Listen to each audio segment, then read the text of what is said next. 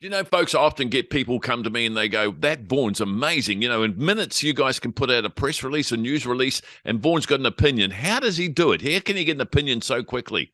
Well, I tell you what, it's values and principles. Here's the man himself. Hey, Vaughan, good to see you, man.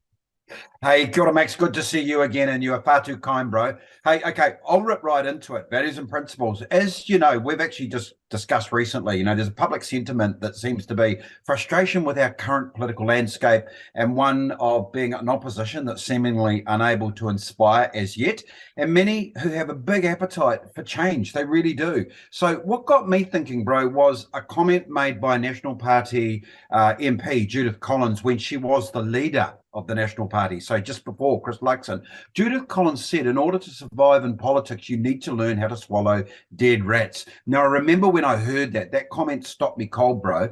And, that is basically saying to swallow a dead rat. That's an idiom that means to do something awful that will compromise your values and principles to get something that we want for the greater good. Now, call me naive, but I really do call bullshit on that. However, Judith is right. In order to survive as a politician in Wellington, it is probably most likely you will have to swallow dead rats at some stage of your career. So, Max, I could rattle off names and MPs and throw them under the bus in terms of examples of swallowing dead rats and their versions of ownership and accountability of lack that ultimate value courage. So, and they expect us to vote for them. However, Max, I'll loop back to that apparent jaundice and despair with our current political scene. And I think that's because there's an increasing number of voters out there that are now less likely to be loyal to a political flag, be it red, blue, green, or yellow, and are instead growing a big appetite for a values and principles alignment. And sadly, when they look at our current political landscape, what they see is a values and principles wasteland. So on that basis, back to you, my treaty partner, bro.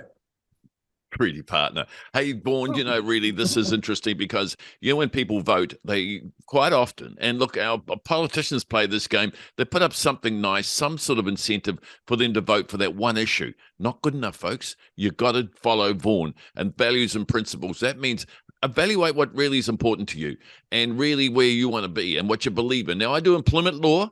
Employers actually put them up. They publish them quite often. These are our values and principles for you to belong to. Now, if you want to belong to an employer, you want to belong to a political party, check it out. That's really important. Values and principles. Otherwise, as Vaughan quite aptly puts it, you'll be swallowing a dead rat. That means, compromising your values and principles. So be very, very careful how you run your life. And also, look at that guy, Vaughan. Does a wonderful job based on making his decisions on values and principles. Makes the life a lot easier for everyone and yourself.